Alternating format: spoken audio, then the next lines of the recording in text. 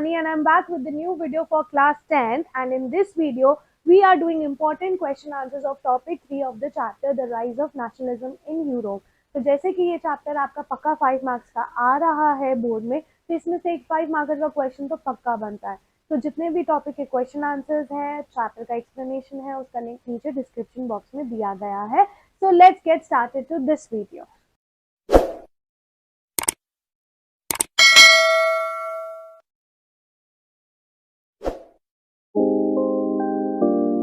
Topic 3 के question answers हम कर रहे हैं। 5 मार्क का क्वेश्चन पक्का बोर्ड में आ रहा है, तो बहुत थॉरली आप कर लीजिए। इसमें 11 क्वेश्चंस है, काफी इंपॉर्टेंट है। तो सबसे पहला क्वेश्चन हमारा है कि as conservative regimes try to consolidate their power, liberalism and nationalism came to be increasingly associated with the revolution in many regions of Europe.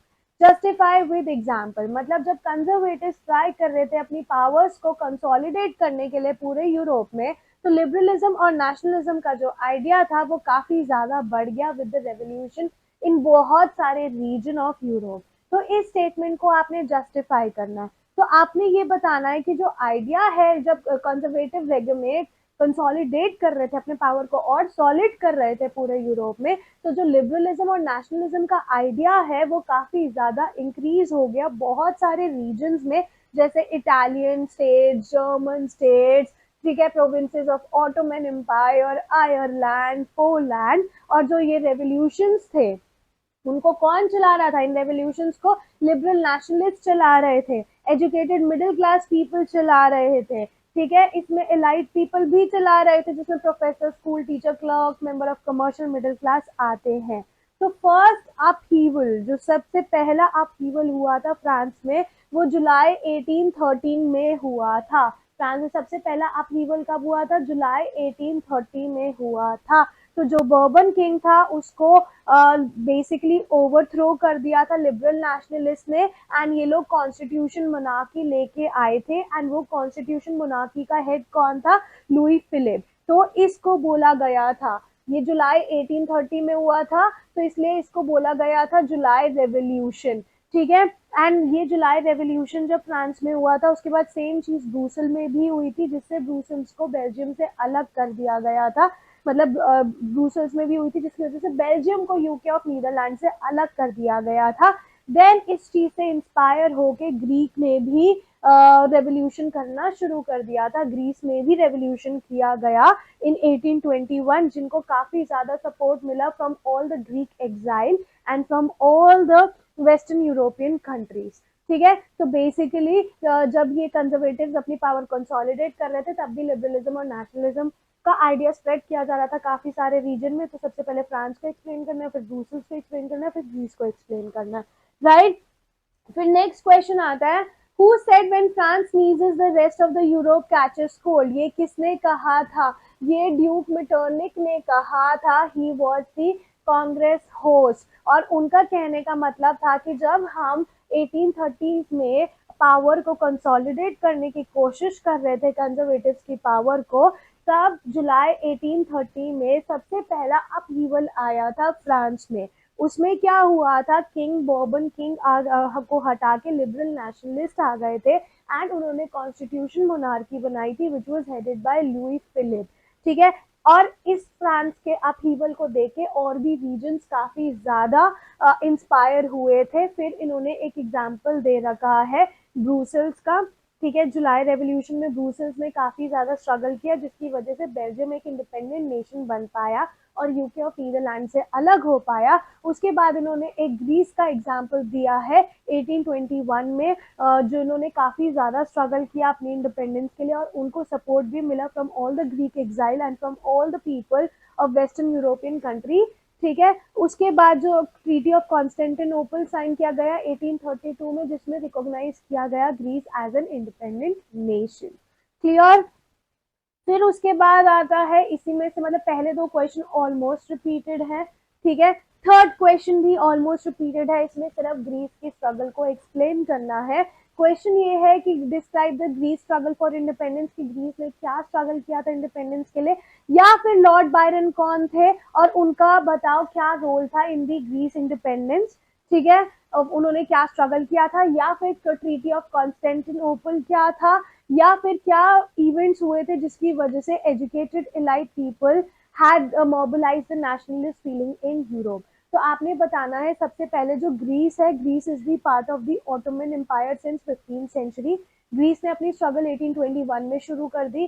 Support कहाँ से मिला, ग्रीक्स जो एग्जाइल हो चुके थे और western European country who had sympathies for the Asian Greek culture. फिर Lord Byron कौन थे, वो इंग्लिश पोएट थे, उन्होंने फंड्स को भी ऑर्गेनाइज किया, लेटर ऑन वॉर में भी गए, बट अनफॉर्चुनेटली 1824 में उनकी डेथ हो गई ड्यू टू फीवर। ठीक है, फ्रीडम उन्हें मिली 1832 में, ट्रीटी ऑफ कॉन्स्टेंटिनोपल साइन किया गया 1832 में, और ट्रीटी ऑफ कॉन्स्टेंटिनोपल में ग्रीस को एक इंडिपेंडेंट नेशन का खिताब, एक स्टेटस दे दिया गया था। Right, clear.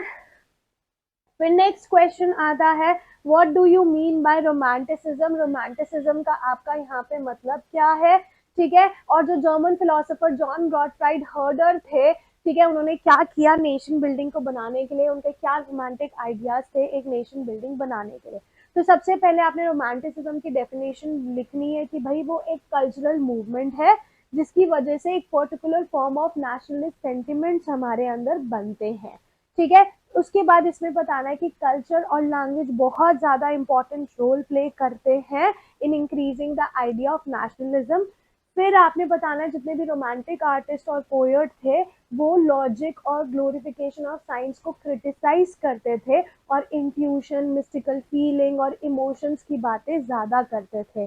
ठीक है, उनको लगता था कि भाई हम कलेक्टिव बिलोंगिंगनेस, हमारा जो कॉमन कल्चर पास्ट है, जो हम लोगों ने सफ़र किया है, ठीक है, वो ही है एक बेसिस नेशन को बनाने का। तो उसमें से एक जर्मन फिलोसोफर थे जॉन गॉटफ्राइड हर्डर, उन्होंने नेशनलिज्म की फीलिंग क्रिएट करी among the people through folk songs and folk dances.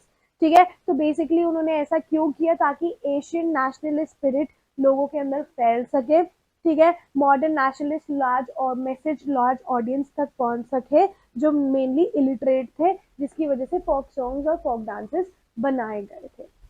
ठीक है, नेक्स्ट क्वेश्चन आता है, why was it necessary to give emphasise on vernacular language and the collection of local folklore.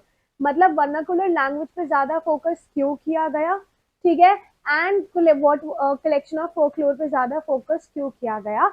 या फिर जो मेंबर्स थे क्लर्जी के पोलैंड में, उन्होंने पोलिश लैंग्वेज को यूज किया था as a weapon of national resistance. How. तो आपने इसमें पूरे पोलैंड की केस स्टडी लिखनी है और ये बताना है कि जो वर्नाकुलर लैंग्वेज है और जो कलेक्शन ऑफ फोकलोर है वो दो पर्पस के लिए इम्पोर्टेंट है। पहला कि भाई नेशनल स्पिरिट को रिकवर रखने के लिए, दूसरा एक मॉडर्न नेशनलिस्ट मैसेज लार्ज लोग ऑडियंस तक पहुंचाने के लिए, specially those who are illiterate. ठीक है, फिर पोलैंड का केस स्टडी इसमें बताना है कि 18th सेंचुरी में पोलैंड को पार्टीशन कर दिया गया था रशिया, प्रशिया और ऑस्ट्रिया ने मिलके। अब पोलैंड एक इंडिपेंडेंट नेशन नहीं रहा था, लेकिन लोगों के अंदर नेशनलिस्ट वाली फीलिंग तब भी अलाइव थी, just because of the music and the language. ठीक है, तो लैंग्वेज भी बहुत इंपॉर्टेंट रोल प्ले करता है नेशनलिस्ट सेंटिमेंट्स को लेके आने के लिए। तो जब रशियंस ने कहा था कि अब पॉलिश लैंग्वेज को बैन कर दिया जाएगा स्कूल से और रशियन लैंग्वेज हर जगह इम्पोज हो जाएगी, ठीक है, तो उन्होंने ये बात नहीं मानी, पॉलिश पीपल ने ये बात नहीं मानी। 1831 में जितने भी रिबेल थे वो fighting against the Russian government, उनको क्रश कर दिया गया और उन्होंने पॉलिश लैंग्वेज को यूज किया अपने आप नेशनल रेजिस्टेंस के लिए। बहुत सारे प्रीच और बाइशॉप से उन्होंने रिफ्यूज कर दिया कि हम रशियन लैंग्वेज में प्रीच नहीं करेंगे, जिसकी वजह से उन्हें साइबेरिया भेजा जाता था पनिशमेंट के लिए या जेल भेज दिया जाता था। तो जो उन्होंने पॉलिश लैंग्वेज यूज करी थी, it was the symbol of struggle against Russian dominance, right? फिर नेक्स्ट क्वेश्चन आता है, why were the years of 1830 considered the years of great economic hardship. मतलब 1830 सबसे ज्यादा ग्रेट इकोनॉमिक हार्डशिप क्यों थी यूरोप में, या फिर जो पीजेंट्स थे they were struggle, why did the peasants struggle in those region of Europe where the aristocracy still enjoyed power in 1830। मतलब 1830 में ग्रेट इकोनॉमिक हार्डशिप क्यों था, या फिर जहाँ पे यूरोप में जिन जिन एरिया में अभी भी एरिस्टोक्रेसी थी उन रीजन ऑफ यूरोप में पीजेंट्स स्ट्रगल क्यों कर रहे थे। तो सबसे पहले बताना है 1830 में यूरोप जो है बहुत ही ज्यादा इकोनॉमिक हार्डशिप सफर कर रहा था, first half of 19th century में सडनली पॉपुलेशन इंक्रीज हो गई, जिसकी वजह से जॉब सीकर्स बहुत ज्यादा थे, ठीक है, और एम्प्लॉयमेंट काफी कम थी। जो रूरल एरियाज के लोग थे वो सिटीज में माइग्रेट हो गए इन सर्च ऑफ जॉब, और सिटीज में कहाँ रहते थे, स्लम एरिया में, जिसकी वजह से स्लम एरिया काफी ज्यादा ओवर क्राउडेड हो गया था, ठीक है। उस टाइम पे क्या होता था, इंग्लैंड से मशीन मेड गुड्स इंपोर्ट किए जाते थे जो कि काफी सस्ते थे, जिसकी वजह से स्मॉल प्रोड्यूसर्स को काफी ज्यादा स्टिफ कंपटीशन फेस करना पड़ा, ठीक है। फूड प्राइसेस बढ़ गए, बैड हार्वेस्ट हुआ, जिसकी वजह से पॉपुलिज्म मतलब एक्सट्रीम पॉवर्टी स्प्रेड हो गई पूरे यूरोप में। ऑल राइट, फिर नेक्स्ट क्वेश्चन आता है, what brought about the population of Paris out on the road in 1848, why was Louis Philippe forced to flee, what happened after Louis Philippe fled away. मतलब Paris में क्या हुआ था 1848 में जिसकी वजह से लोग सड़कों पे आ गए थे, और लुई फिलिप भागा क्यों, ऐसा क्या हुआ कि उसको भागना पड़ा। तो ये बताना है कि 1848 में पेरिस में फूड शॉर्टेज थी, ठीक है, वाइड स्प्रेड अनएम्प्लॉयमेंट, ये एम्प्लॉयमेंट नहीं है, वाइड स्प्रेड अनएम्प्लॉयमेंट थी, जिसकी वजह से पॉपुलेशन जो थी वो रोड पे आ गई थी। उस टाइम पे लुई फिलिप को भागना पड़ा। लुई फिलिप के बाद नेशनल असेंबली आई, उन्होंने रिपब्लिक प्रोक्लेम किया, ठीक है, फिर वो राइट टू वोट लाए, ठीक है, to all male adults above 21 years, उन्होंने गारंटी दी कि हम सबको राइट टू वर्क देंगे, एंड नेशनल वर्कशॉप सेटअप करी गई to provide employment. All right, clear. Then, why did the weavers in Silesia of 1845 revolted against the contractor? तो ये केस स्टडी है, एज इट इज आपने केस स्टडी लिखनी है कि 1845 में जो वीवर्स सिलेसिया के, they revolted against the contractor. Contractors क्या करते थे, वीवर्स को रॉ मटेरियल देते थे, और रॉ मटेरियल को वो वीवर्स फिनिश गुड में चेंज करके वापस कॉन्ट्रैक्टर को देते थे, और बट कॉन्ट्रैक्टर ने क्या किया, पेमेंट्स को काफी ज्यादा रिड्यूस कर दिया। तो ऑन 4 जून 1845 2 पीएम पे लार्ज क्राउड जो था वीवर्स का वो पेयर्स में मार्च करने लगा, ठीक है, कहाँ पे मार्च करने लगा, to the mansions of the contractor demanding the to increase the payment, ठीक है। तो वीवर्स दो ग्रुप में डिवाइड हो गए, एक ग्रुप उनके मैंशन पे जाके अटैक करता है, विंडो पेन्स फर्नीचर पे अटैक करता है, दूसरा ग्रुप उनके प्रोडक्शन हाउस पे जाके अटैक करता है और वहां पे सारे क्लोथ्स को फाड़ देता है, श्रेड कर देता है, ठीक है। Then next question, how did the events of February 1848 help start a revolution in many European country? मतलब जो भी February 1848 में हुआ था फ्रांस में, उसकी वजह से पूरे यूरोपियन कंट्री में रेवोल्यूशन कैसे आया। तो इसमें ये बताना है आपने, जो इवेंट्स था 1848 का फ्रांस में, ठीक है, उसने मोनार्क को अब्डिक्ट किया, मोनार्क को अब्डिक्ट किया इन फ्रांस, ठीक है, और रिपब्लिक कंट्री बनाया फ्रांस को, जिसमें यूनिवर्सल मेल सफरेज मतलब all men are were allowed to vote, ठीक है। तो बाकी पार्ट जो यूरोप थे उस टाइम पे कोई भी इंडिपेंडेंट नेशन नहीं था, Germany, Italy, Poland, Austro Hungarian Empire, man women, कहीं पे भी लिबरल क्लासेस, ये लोग क्या चाहते थे, दे वांटेड कॉन्स्टिट्यूशनलिज्म, एक यूनिफाइड नेशन के साथ, राइट। तो उन्होंने इसका एडवांटेज उठाया एंड अपने डिमांड्स के लिए लड़ना शुरू करा, ठीक है। कौन सी डिमांड के लिए, कि कॉन्स्टिट्यूशन होना चाहिए, फ्रीडम ऑफ प्रेस होना चाहिए, और फ्रीडम ऑफ एसोसिएशन होना चाहिए, क्लियर। फिर उसके बाद आता है, discuss the rise and fall of an all German national assembly in 1848। All German national assembly के बारे में बताना है 1848 में। अगर मैं जर्मन रीजन्स की बात करूं तो बहुत सारे पॉलिटिकल एसोसिएशंस थे, प्रोफेशनल्स थे, बिजनेसमैन थी, प्रॉस्पेरस आर्टिसंस थे, जो फ्रैंकफर्ट सिटी में मिलते हैं, ठीक है, और फ्रैंकफर्ट सिटी में मिल के वो लोग वोटिंग करते हैं। उस वोटिंग में 831 मेंबर्स इलेक्ट होते हैं, जिनको वो एक असेंबली में डाल देते हैं, जिसका नाम लगता है ऑल जर्मन नेशनल असेंबली। तो 18th में 1848 में 831 इलेक्टेड रिप्रेजेंटेटिव फ्रैंकफर्ट पार्लियामेंट में आते हैं, और वो सेंट पॉल चर्च में मिलते हैं कॉन्स्टिट्यूशन को ड्रॉ करने के लिए।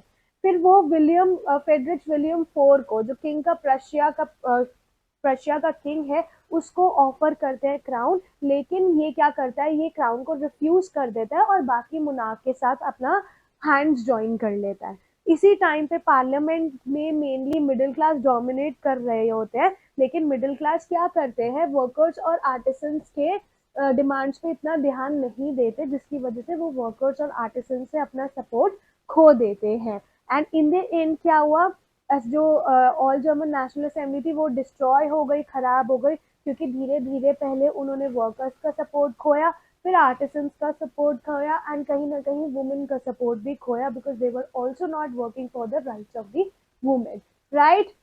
तो ऑल जर्मन नेशनल असेंबली 1848 में ऐसे गिरी। तो पहले ये बताना इलेक्ट कैसे हुई, और फिर कैसे कैसे सपोर्ट खोया, और फिर वो कैसे गिरी, राइट। फिर नेक्स्ट क्वेश्चन आता है, discuss the issue extending political rights to women with liberal movement. मतलब आपने वो इशू को बताना है जिसमें वुमेन को पॉलिटिकल राइट्स दिए जा रहे हैं, right. So the issue of extending political right to the women was controversial within liberal movement. जितनी भी वुमेन थी उन्होंने एक्टिवली पार्टिसिपेट किया लिबरल मूवमेंट में over the year, right.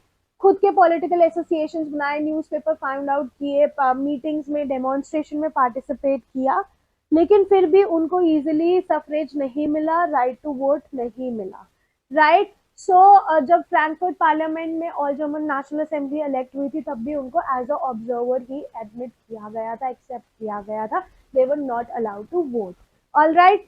And the last question from this topic is, how were the serfdom and bonded labor abolished in Habsburg dominance in Russia? मतलब serfdom और bonded labor कैसे abolish हुआ in the Habsburg dominion in Russia?